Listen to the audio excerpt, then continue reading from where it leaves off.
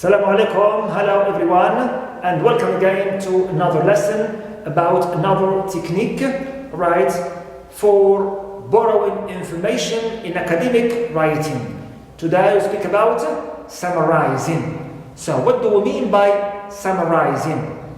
So here, of course, when we say summarizing, it means we're going to reduce or shorten a text to its main points. It means focusing only on the main points in that text and leaving out most of the details. So the aim in summarizing is what? Is to shorten or condense information we have in the original text to make it right in a shorter form, in a reduced form, which contains only the main points. Right, only the main points. Of course, this is unlike paraphrasing. When we said that, when we paraphrase, we restate the same content. And we keep both the main ideas as well as details.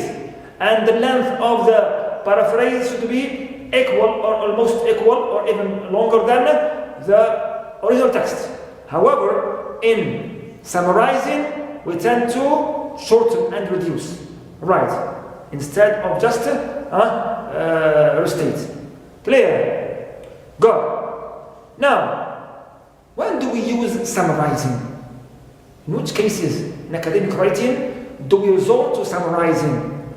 Or when it is useful?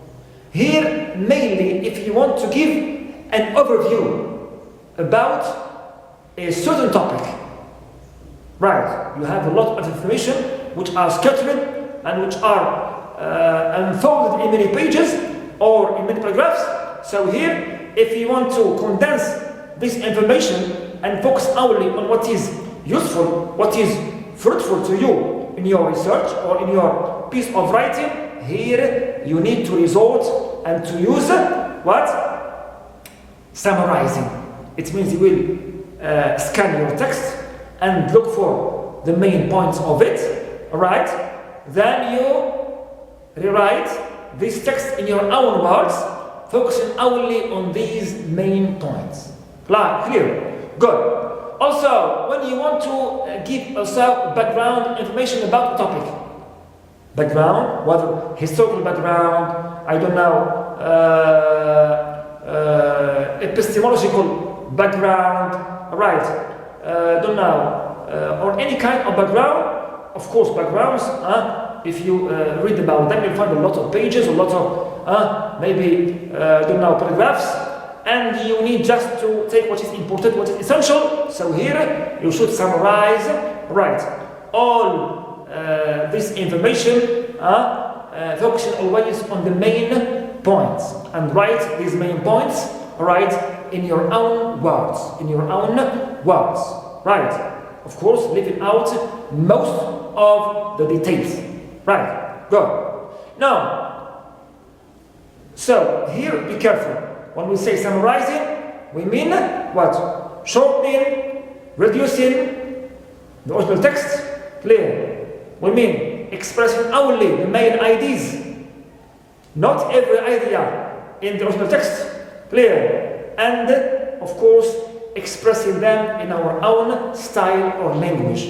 Clear? The aim, of course, is to make it shorter. Make it shorter. Good. Now, how to write a good summary? Here we have three main instructions we should follow and respect. Number one, use your own words and your own sentence structures.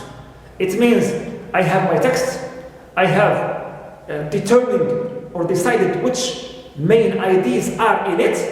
I pick them out, then I reword them in my own style and language, right? But I need to change, okay, the, if you can say, structure of these ideas as in a way that is different from how they are expressed in the original text. Clear? So I may use synonyms, change the voice, active, passive, rephrase or formulate my sentences. Clear? Change noun to verb, verb to noun, and so on and so forth. We have many techniques we can apply here and use them to express these main points in our own style and language. Number 2 also, a summary is much shorter than a paraphrase. So the aim of a summary, as you know, is not just to express or report what this other says in his own passage or text, but it is to shorten. So as an objective here, which is targeted in summarizing, it is to come up with, if you can say, a second, if you can say, version of the text, but this version is shorter and reduced. Alright, and it contains only the joints, focal points, clear, the major points of this original text, without covering most of the details. Clear? Also, third instruction is we should keep the meaning of the original text. Don't change the meaning of the original text. It means even if we pick out the main ideas, right? We need just to, if you can say, reword them, reformulate them in our own words, in our own language or style, but not to change them. All right. Even if we feel that we may add something of contribution, we may modify something that can be more, I don't know, obvious or clearer. But now, when we summarize, we just shorten and reduce. That's all. Right. The same ideas of the original text. Now let's take an example here, as you see with me. The first paragraph represents the original text about language as a means of communication, mainly universal language. So, and below it I have the summary. As you see, the summary is simpler in terms of sentence structures and in terms of the ideas it contains, because it contains all the main ideas or the joints of the first text. It is shorter also, as you see, in length. Only here we have 8 words, whereas in the first text, the main text, it is 85 words. Number of lines, as you see, are only 3. So simpler, shorter, more concise, more precise. Sentence structures also are, you can say, straightforward, clear. So as you see here, this writer, when he summarized this passage, he focused on 3 major ideas. First one, which is language as a means of communication between people. And this is the idea of the first sentence.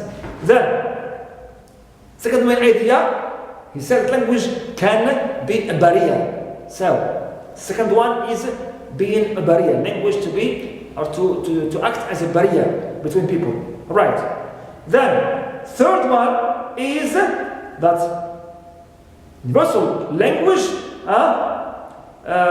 can strengthen cultural and economic ties between people and what? Increase good feelings among them. Right, so these are the 3 main ideas underlined here in the original text, are summarized and reworded and expressed in this writer's own style, simply in this direct and simple summary of our passage. Clear? So be direct, be simple, be straightforward, and don't use those additional details. As you see here, he left out almost a lot of details, which for him that don't serve the core of the text. Clear?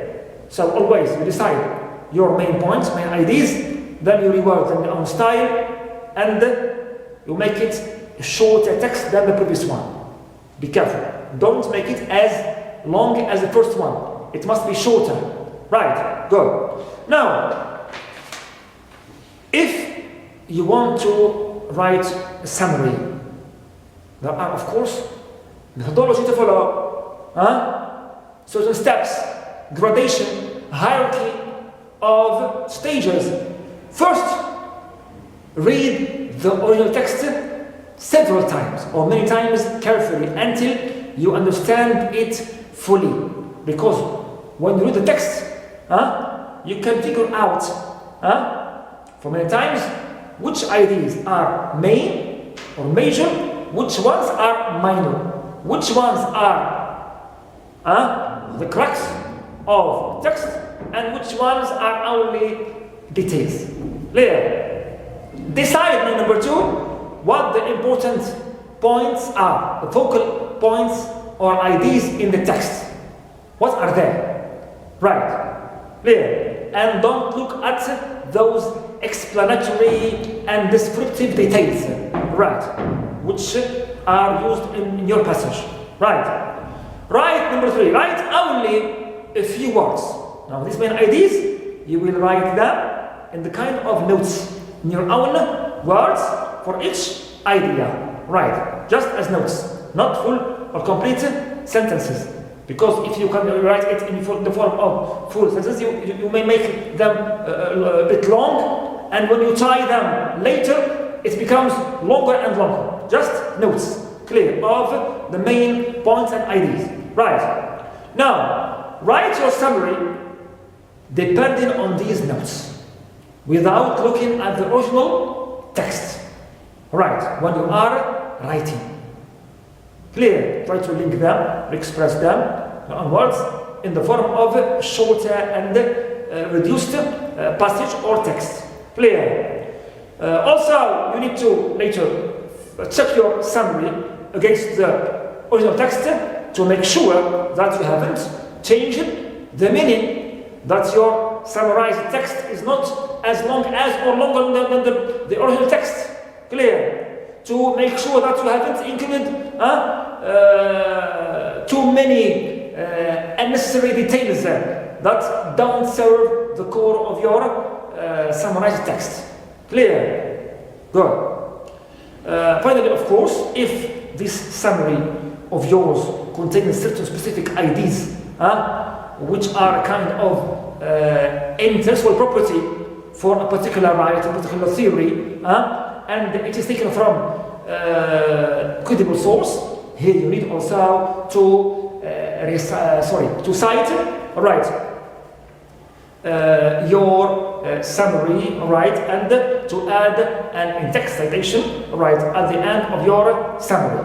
Clear? So all these steps should be respected in an orderly way to write a good and, if you can say, fruitful, right, summary of what you want, whether when you maybe conduct a research, whether when you write, I don't know, a report about something, or any kind of account or assignment about something which is a bit longer, right, and sometimes tiring to read. Right, good. Now, all in all, our summary should be concise, precise, clear, and free of unnecessary details. Right, details. So, this is the end of our